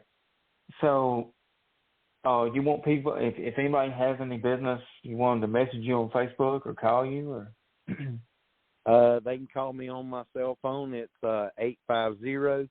850-428-3622. Give them a free quote, bid, anything they may need. I mean, we welded on log trucks and cutters and backhoes and bulldozers, and we do hard surfacing. We used to work in the recycling plants doing hard surface on the crusher mill, and we just do some of all of it, Jared. I've been doing it on my own since 1997. I've been in business, so I've been doing it a pretty good while. Wow, so you've been doing it ever since Moby Dick was a sardine. You dang right. We can do it. My motto is have shield, will travel. So, is there anybody you want to shout out, Tina? Anybody you want to shout out before you get off? Man, the biggest shout out I want to give out is to you. I appreciate everything that you do with the Race Safer Fuel Arrestor and this broadcast here and your coverage of the races. I mean, hell, Jared, racing would be pretty boring if it weren't for you, you know? I appreciate everything you do, brother, and I appreciate all the racers, and I appreciate everybody shout out to us. If you're not ready to buy one, at least call us and we'll talk to you about it and get something worked out. That's great. And then of course I tell people on the website that I built, I didn't do it all myself. It was Tina, and Tina helped me a lot. She knows a lot about that stuff. So shout out to Tina for helping me. Oh, well, thank you. She was glad to do it. It was a learning experience for her as well. And y'all done a great job. I mean, it's a up and running thing. I mean, it works just great for us. So I'm proud of y'all. Well, thank you. And you know, Tina's got to put up with Robbie, so she's a huge help. That's a strong woman, son. You hear me? She's Look, been she's TUFF tough with a capital T. Now, she is tough. She'll put you in your place if you get on her toes, but she's a good woman. I love her to death. Wouldn't trade her for 20 new ones. They'd just be 20 new headaches. Well, that's great. I'm glad you called in. So we're going to get our last guest on. If you want to keep listening, you can. So, but thank you, because this has been super awesome that you called in. Well, good. I'm glad I was able to too. I'm sorry I missed the past couple shows, but I made this one. So, hey, you made it. Hey, look, this is the best one. So, oh well, I appreciate that, Jared. Anything I can do for anybody, don't hesitate to call me. I'll put my number there. You can reach me on Facebook under Robbie Johns. Johns is my last name. I'll help you with anything that you need. All right. Well, thank you. All right, brother. Well, you have a good so, night. Enjoyed being on here. We'll see you later. All right, brother. Bye-bye. All right, so that was Robbie. That's my friend, man. Me and Robbie go back quite a few years when he was still racing at Flomaton and Deep South. And I've known Robbie 4 or 5 years now, maybe a little longer. So that was great. Thank you for calling in. That really meant the world to me that he called in. This has been a great podcast so far. So what's up, Chase Montgomery? How you doing, my friend? Good. You got me? I got you, man. How you doing? Good. Other than last Saturday, the job, I'll tell you that later. Okay. But what I found earlier during the show, found out Scott Bloomquist might be racing next weekend at Eldora for the Lucas Oil Championship. Really? So, yeah. For those that don't know, Scott Bloomquist was recently diagnosed with cancer, which is pretty sad, and he hadn't raced since. So this is a big deal that Scott Bloomquist may race this race. I had no idea. That's cool. Eldora posted it. Okay. Well, go to Eldora's Facebook and check that out. That is cool. Okay. So have you ever met Scott Bloomquist? I don't think so. I was there for the World 100 last year when I think he raced. Uh-huh. Well, that's cool because I've seen him race only a handful of times, maybe 2-3 times.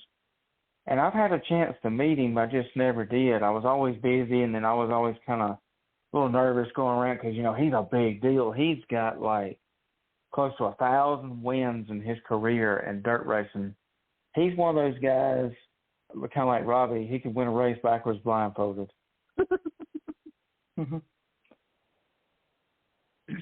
So, other than that, Clay, let me go to the Clay Hill's page. So Clay Hill Raceway, right? Clay Hill Motorsports Park, Atwood, Tennessee. Okay, Clay Hill. Okay. One of these days, if me and Robbie ever make it rich, I'm coming down there to one of your tracks, man, Clay Hill, whichever one. I'm going to come down there. I'm going to hang out with you and just watch some racing up there because I ain't never been to a Tennessee track, and I hear they're a lot of fun. Sounds good to me. They're paying $500 for mod lots this weekend. Ooh. And ones that don't know what a mod lot is, for kids, really, they kind of got maybe a go-kart motor or something in there. They're kind of small. Yeah, like a little Kawasaki motor or something in it. Yeah. So they're on the card this weekend: Hummers, Batch Stock, Street Stocks, Modified Sportsman, 602s, and plus the mod lights. That's cool. So mod lights, I know just a little bit about them. I've watched plenty of racing videos of them, and I got to give a shout out to Matthew Treifenbach, who come on Talking Dirt last year. Matthew Treifenbach is in the Air Force, and he races over at Northwest Florida Speedway, Tri-County, Deep South. He races all over. He's got IMCA mod now, but he was telling me that before he moved down to this way in Florida, or down the Florida way, that he raced mod lights, and that looks like a fun little class to watch. And so Clarksville, not this weekend, the next weekend, for 602, they're paying $5,000, and then $1,500 for supers. They run supers every week. Oh, so they got a regular class of supers then. Yes, it's like Quicksilver. It's a series they just got maybe a couple years ago or something like that. Yeah. Yeah, Quicksilver. Yeah, that's a big company. I've seen them before, so that's cool. And the Clarksville, the Fall Brawl race, the Street Stock was really good. I enjoyed it. I'm not going into details about that, but Clayton was going to win, but I won't say it. But who won? Oh, Cody Hodge, one of those sons or something. That was the memorial for Donnie Hodge, their family. I was happy to win for that. Wow, that's great. Well, that's cool. The Atwood Outlaw, T.J. Herndon. Yeah, so he got second Friday, but he didn't run Saturday. Okay. Well, speaking of TJ Herndon, I've seen him race quite a bit because he's got the street stock and he's raced all over with the street stock. So that's pretty cool. So do you ever get to see Gary Tucker race? I've seen him a couple, and he's been to my tracks. That's cool. I like Gary Tucker. I met him at Talladega. Actually, I think it was Talladega Short Track, the Hornet's Nest. I met him at. We was talking about the field racer. It's been almost 2 years ago or so. He's a nice guy. Now he's got a modified he races. Yep. Well, I'm about to say something about Talladega. They got 2,000 to win for modifieds this weekend. Woo! That's a lot of money. If you got a modified, then Talladega Short Track, that's where you need to go. Mm-hmm. So which track are are you going to this weekend? I'm planning on going to Clay Hill if I can get way up there. Okay, cool. And you said you're watching the race right now? Slow Night America. It's been pretty good. They had a big pile up a while ago. Ooh. Hudson O'Neill's leading. The real deal Hudson O'Neill. That kid is like, if I had to guess, isn't he your age, around your age, or younger? He might be. I'm not sure. I know he's fairly young, and he's won some races in that super late model with the Lucas Oil Super Late Model Dirt Series. That's pretty cool that Hudson O'Neill's racing there. Oh, and there's another race I'm about to talk about. October 28th.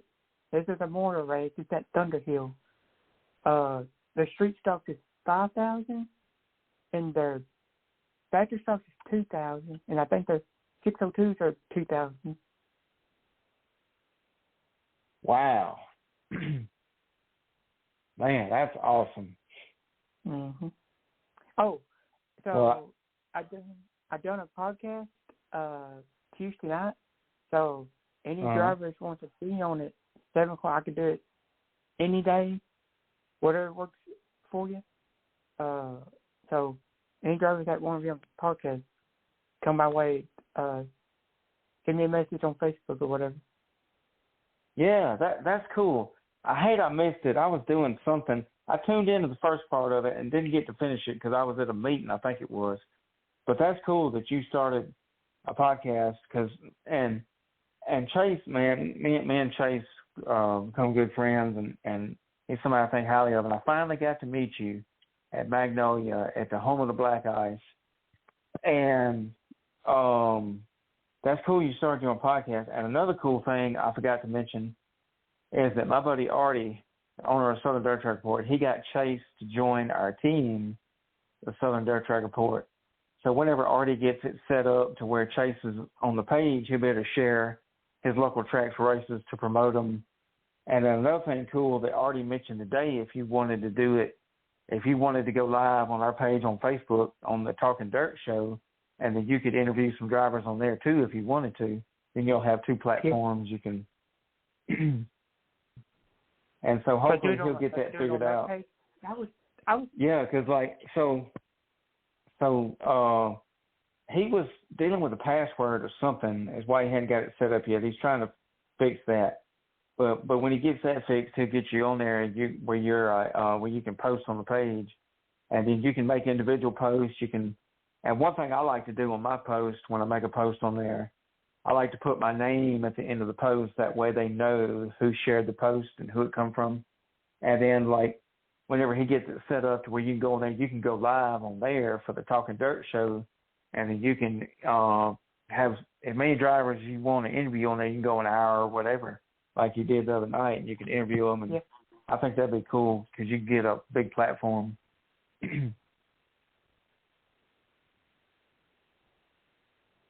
Yeah, that sounds right. Sounds like a plan. That's cool. So what is your favorite class of race cars you like to watch? When it comes to Street Stock National, that's what I love watching. Like the Street Stock Championship at Wynot for $12,000. I'm going to try to watch that. Oh, look, let me tell you. That is, I don't get excited about big races very often. And because a lot of them end up just wreck fest, and people wait for one big race to get their car ready. They get their car ready for one race, and it gets destroyed. And so I'm usually not a big race fan. Sometimes I am on certain races. And that one is a race I look forward to every year, the Street Stock Nationals. I got to give a shout-out to Chris Creighton, the announcer. Got to give it Shannon Ayers, race director, and then Rodney Wing, the owner. Super great people. And like Chase said, the Street Stock Nationals is the race of races. What they have, like over 300 street stocks this year? No, excuse me. They had not 300 street stocks, but combined street stocks, factory stock, pure stocks. It was some astronomical, like 300-400 cars or something. Heck, it was. And that's just two classes. I was like, holy cow crap, Batman, that's a lot of cars. You see, that weekend, I wasn't going to go to a track, but I was like, I had a track close to me. I'm like, I don't really want to go racing, but it's like hard, and I end up doing it because the track is only like 10 minutes from me. I'm like, it's hard not to. Right. I mean, it's look, you're like me. You're addicted to dirt track racing because when you hear the word dirt track, well, I got to go. No birthday parties, no anything. I don't think I would be such a track. Unless it has to be like an emergency, like a funeral or something that I have to. Right. And you know, something I've been telling people is like I find racing to be better than football. So like I tell people, I say, man, why would you watch a football game when you can be at a dirt track hearing high horsepower race cars slinging mud, or even at an asphalt track slinging rubber all over you? There's nothing that beats going to a dirt track. I'd rather watch that than watch a bunch of grown men tackle each other. And I like football to an extent. I like mostly high school football. And then every now and then I'll watch a roll tide, go Nick Saban, you know. Yeah. But other than that, I just think racing's where it's at. Yeah, I've told a lot of people, I said, it's like ball games and sports, it's kind of stressful. I said racing's a little bit less stress unless you are racing, you know. That's right. And you know, it's, to me, you go to a dirt track or an asphalt race, and it's just a way to unwind, to forget about the stresses that happen during the week. Because, I mean, we're human. We're always going to have some kind of stress every now and then. I know I do a good bit, and I may not say it all the time on Facebook or whatever, but I do. And when I go to the dirt track, I forget all about that stupid stuff that happened during the week, and I'm in my happy zone. Yeah, ain't that awesome? I'm like, man, I'm reading now. I was like, heck, I ain't even thinking about it. I mean, it's just a great feeling to go to the dirt track, or any track really. I ain't got nothing against racing. I don't understand it. People bash asphalt racing all the time. They say, oh, asphalt's for getting to the dirt track. No, you're not going to hear me say that. I'm just happy to go racing. I don't care where it's at. Like I said the other week, if you want to get a horse and buggy and go and paint a number on the side of that horse and say, yeehaw, giddy up, then let's go racing. If it's racing, I like it. Yeah, I could give a couple shout-outs to Justin Newman, the Clay Hill owner. I'm like, I like him as an owner. He's got a lot of excitement stuff coming up this winter. But he told me should get like a studio up at the track and let me like interview drivers, like either before or something. Oh, dude, that's cool. The internet's kind of sketchy there, but he's hoping next year or something the fiber thing will be there. And oh yeah, that's it. He told me excited about the upgrade this winter. Dude, that's cool, because if they get that fiber optic internet, that's the fastest internet you can get. So that would help you a lot being able to do interviews. That's pretty cool that he asked you to do that. And I'm going to ask him sometime. I was like, heck, I'd like to interview drivers, like, after, like, they win or something. I'm like, I'd like to do that, you know? You know, that's a good idea, because I gotta give a shout out to my friend Ron Southern, the announcer at Hattiesburg. I mentioned him earlier. And one of the things I like that he does at Hattiesburg Speedway when he announces is he has a wireless mic, and he goes out through the pits, and he stops at every single pit stall if he knows the driver, and he asks them, say, hey, you got any prayer requests? And if they do, he writes them down so he can remember to pray for them. That's pretty cool in itself. And then he has the wireless mic, and then he can turn it on, I guess because it's got a long range, however long range you get. And he can turn it on and interview drivers. And I think that's perfect for you to get one of those wireless mics and interview drivers after the win, you know. Mm-hmm. See, everybody says I'd be a good announcer, but sometimes I don't know how to keep my mouth shut, so it's not good for me. Self-interviews, you know. That's funny. Yeah. You like the Energizer Bunny keeps going and going and going. I'm like, I got a couple of drivers I like, and if somebody does something to them, I'm like, I don't know how to keep my mouth shut. Well, I can say this: you're not in my top 10 list of people that talk too much. I actually have a top 10 list of people that talk too much, and I got one that's on that list that talks so much it's just a run-on sentence, like there's no periods, no commas. But you're far from that, so I'm sure you'll do all right. Yep. Well, that's awesome. So you got anybody you want to shout out, girlfriend, anybody?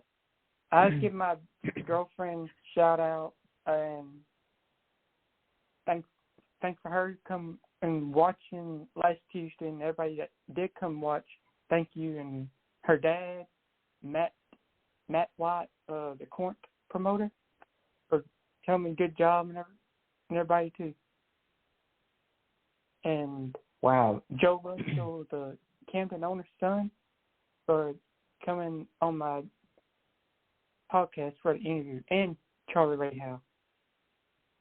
Yes, I follow Charlie on Facebook. Yep.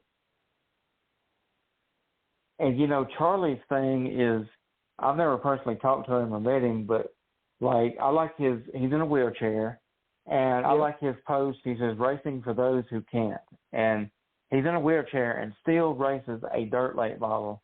If that ain't inspirational, I don't know what is. I love his history, what he says about how he got with racing. When he's paralyzed, still does what he loves. Wow.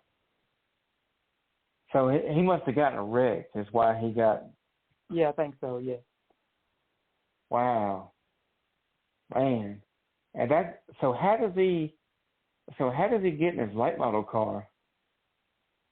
I think he has a thing. I think I've seen a little different, like how than some people get in. Uh-huh. I think he has like a little door or something. He goes in. Oh, that's cool. Okay.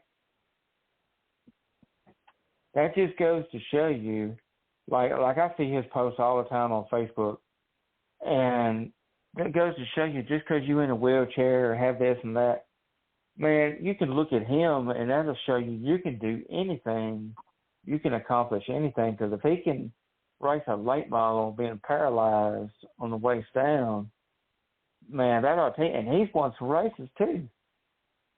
Yeah, and when I hear stuff like that, it kind of gets me emotional a little bit.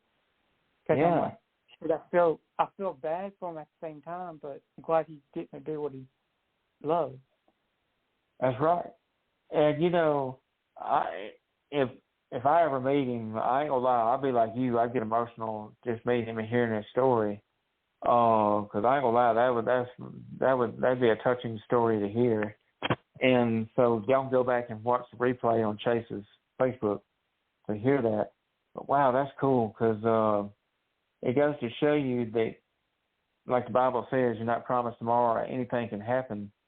And to see that he's paralyzed and to see that he still loves racing, that's really cool. So shout out to Charlie Ray Howell. I love that slogan that says, "Racing for those who can't." Yep. Well, that's cool. So before I get you off, you got anybody else you want to shout out? Not particular. Okay. I was going to say, well, cool. I see him all the time at the track. When I go to Hornball, that's where he usually races at. So I always go say hi to him when I see him. Okay, awesome, yeah. And whenever Artie gets you on the page, set up on the page, if you wanted to go live and interview him at the racetrack, that'd be cool. Yeah. Well, that's cool. Well, I appreciate you calling in, and it's been a good show, and I thank you. You're welcome. I enjoyed it. All right. Well, we'll have a good one there, Chase. Mm-hmm. Right. All right. Thank you, buddy. That's awesome. So that was Chase Montgomery. Thank you, Chase. So this is the end of the show. So I'm going to play this song, Levi Man, while I end the show. We went longer than normal, but I don't care. I got a pretty good time slot, so I usually try to go an hour. This one's right at 2 hours. I don't care. This has been this is by far my favorite one that I've done. This has been an awesome podcast. From Shannon Martin to Robbie calling in and Chase Montgomery. This has been one of my favorites, especially with this Racetrack Fuel Arrester. So, of course, I read those Bible verses earlier, Isaiah 43:2, and then, of course, the other one. And and let me find that one last verse I didn't read that I always read. I'm going to play the song to end us out. And let's see. I got it saved in my phone. I got the Bible app. So if you want a cool app, download the Uverse Bible app, man. It's awesome. You can save pictures. Different Bible verses have different pictures attached to them. So you can save pictures. I do that. And then you can do Bible studies. There's all kind of cool stuff you can read on there. There's videos you can watch in your Bible studies. Of course, you can read the Bible, too, on there. Or you can do the audio where you have a voice talk to you, read the Bible verse to you. So that's cool. So I love this one. I got the picture here, Acts 20:24. However, I consider my life worth nothing to me. My only aim is to finish the race and complete the task the Lord Jesus has given me, the task of testifying to the good news of God's grace. Isn't that awesome? If anybody that knows me personally, I love telling people about Jesus. I ain't no Bible scholar, and I don't read my Bible like I should, but I do pray all the time. There's not a day goes by that I don't pray and thank God for what I have. And I got to get in and read my Bible more. But I love doing this podcast where I get to talk about Jesus too, because it's pretty awesome. Without God, we got nothing, you know. So appreciate it. Appreciate everybody coming on. Thank you, Robbie. Thank you, Shannon Martin, and of course Chase Montgomery. So let's play the song and go download this song, Amazon Music, Levi Man. Hit him up on Facebook. He's got an artist page and a personal page. Tell him Jared sent you. And go play this music video, Letters in Red. So we'll play this whole song and we'll end the show. See y'all later. God loves you. Jesus saves. Bye. Yee.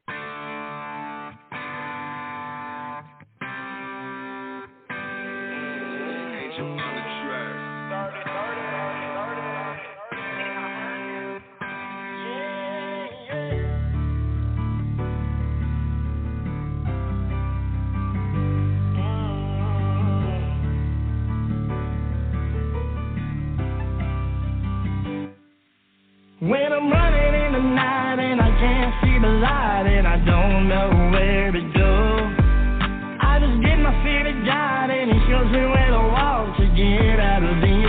crossroads. And when the devil talks back and tries to attack, I just grab him by his head. And I change on my sword, that's the word of the Lord. And I see those letters in red, those letters in red. Daddy taught me to never back down. Mama taught me to say my prayers. I grew up on a stand firm faith. That's why I know my God's always there.